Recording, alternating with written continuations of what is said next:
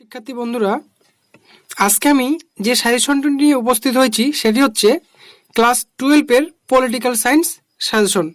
শেষ মুহূর্তের জন্য তোমরা কি কি প্রশ্নগুলি প্রস্তুতি নেবে তার জন্য একটি গুরুত্বপূর্ণ সাজেশন তৈরি করেছি। দেখে নাও কি কি প্রশ্ন এবার পরীক্ষা আসতে চলেছে। 100% কমন থাকবে final suggestion political science suggestion 2025।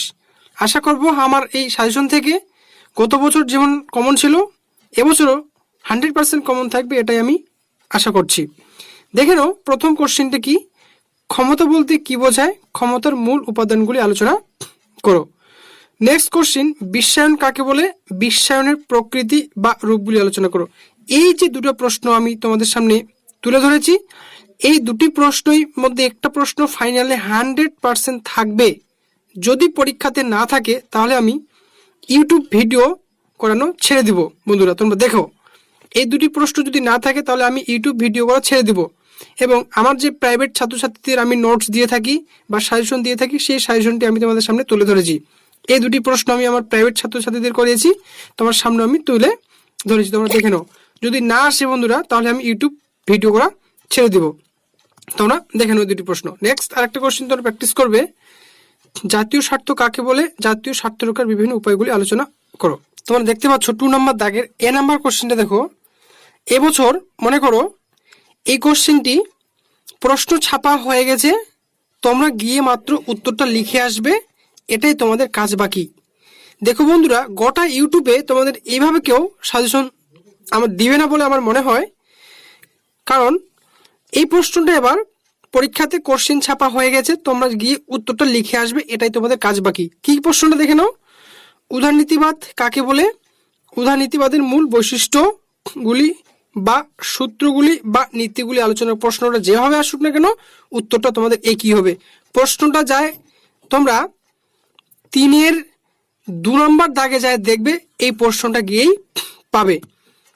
এই প্রশ্নটাই থাকবে এবছর 100% বন্ধুরা, তোমরা যাই মিলিয়ে নিবে প্রশ্নপত্রে গিয়ে। যদি না থাকে, একটু আগে যে বললাম আমি ইউটিউব ভিডিও করা ছেড়ে দিব, আমি আমার প্রাইভেট ছাত্রছাত্রীদের যে কোশ্চেন যে সাজেশন দিয়ে থাকি তোমারও সেই সেম সাজেশন কিন্তু আমি এখানে তুলে ধরেছি। এই প্রশ্নটি খুব গুরুত্ব সহকারে পড়বে, আশা করব 2025 উপরে লেখাই আছে, আসবেই আসবেই, এর বাইরে প্রশ্ন যাবে না।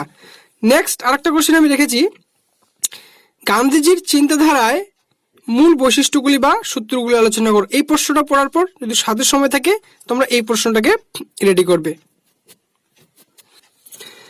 3 নম্বর দাগে দেখো তোমরা কি পড়বে এই বছরের জন্য। আমি এখান থেকে 2টি প্রশ্ন নির্বাচন করেছি, আশা করব যদি তোমাদের ষষ্ঠ অধ্যায় থেকে প্রশ্ন হয় তাহলে এই 2টি প্রশ্নই হবে, এর বাইরে প্রশ্ন যাবে না। কি প্রশ্নটি, ক্ষমতা স্বতন্ত্রীকরণ নীতি কাকে বলে, ক্ষমতা স্বতন্ত্রীকরণ নীতির পক্ষে ও বিপক্ষে যুক্তি দাও। এই যে প্রশ্নটা আমি রেখেছি বন্ধুরা, এই প্রশ্নটি খুব ভালো করে রেডি করো। তার সঙ্গে সঙ্গে আরেকটি প্রশ্ন, দ্বিকক্ষ বিশিষ্ট আইনসভার পক্ষে ও বিপক্ষে যুক্তি দাও। এই 2টি প্রশ্ন যে আমি রেখেছি, যদি ষষ্ঠ অধ্যায় থেকে তোমাদের পরীক্ষায় প্রশ্ন হয় এবার চান্স বেশি, কারণ গত 2 বছর ধরে ষষ্ঠ অধ্যায় থেকে কোনো রকম বড় প্রশ্ন হয়নি। এবার কিন্তু ষষ্ঠ অধ্যায়টা খুব চান্স রয়েছে বড় প্রশ্ন হওয়ার ক্ষেত্রে। যদি বড় প্রশ্ন হয় তাহলে তোমাদের এই 2টি প্রশ্নের মধ্যে যে একটি প্রশ্ন হবেই সেটা তোমরা নিশ্চিতভাবে থাকতে পারো, 100% থাকবেই এই 2টি প্রশ্নের মধ্যে একটা প্রশ্ন। তোমরা এই 2টি প্রশ্ন ভালো করে রেডি করবে। সময় পেলে আরেকটা প্রশ্ন তোমরা দেখে রাখবে, একক্ষ বিশিষ্ট আইনসভার পক্ষে ও বিপক্ষে যুক্তি দাও। এই প্রশ্নও কিন্তু খুব ইম্পর্টেন্ট। এই 3টা প্রশ্ন বন্ধুরা তোমরা দেখে রাখবে, তার মধ্যে এই 2টি প্রশ্ন গুরুত্ব সহকারে পড়বে। নেক্সট 4 নম্বর দাগে এবার যে প্রশ্নটা আসবেই বলা যেতে পারে এরকম একটি প্রশ্ন, ভারতের পার্লামেন্টের ক্ষমতা ও কার্যাবলী আলোচনা করো। এই যে প্রশ্নটা আমি তোমাদের সামনে তুলে ধরলাম, মনে করো এই প্রশ্নটা কোশ্চেন ছাপা হয়ে গেছে, তোমরা যে উত্তরটা লিখে আসবেই। তারপর আরেকটা প্রশ্ন, ভারতের পার্লামেন্টের আইন পাশের পদ্ধতি ব্যাখ্যা করো। এই যে 2টো প্রশ্ন বন্ধুরা তোমাদের সামনে আমি তুলে ধরেছি, এই 2টি প্রশ্নের মধ্যে একটি প্রশ্ন নিশ্চিত ভাবে তোমরা থাকো, 100% থাকবে, গিয়ে তোমরা প্রশ্নপত্রে যা দেখতে পারবে। যদি না থাকে, কারণ গত বছর আমি যে সাজেশনগুলো দিয়েছি সেই সাজেশনের মধ্যে 100% এবং কি প্রশ্ন অথবা সহ কমন ছিল, এবং এই বছরও যে কমন থাকবে না বন্ধুরা সেটা বলা যেতে পারে না, 100% থাকবে, সেটা তোমরা নিশ্চিতভাবে থাকতে পারো, থাকবেই, এর বাইরে যাবে না। তারপর দেখো, পশ্চিমবঙ্গের বিধানসভার স্পিকারের ক্ষমতা ও কার্যাবলী আলোচনা করো। এই যে তিনটি প্রশ্ন, তার মধ্যে তোমরা মোস্ট ইম্পর্টেন্ট দুটো প্রশ্ন পড়বে, তার মধ্যে প্রথম প্রশ্নটা তোমরা ভালো করে দেখে রাখবে। তারপরে দাগে দেখো 5 নম্বর দাগে যে প্রশ্ন দুটো আমি নির্বাচন করেছি এবছরের জন্য, আশা তো নিশ্চিত।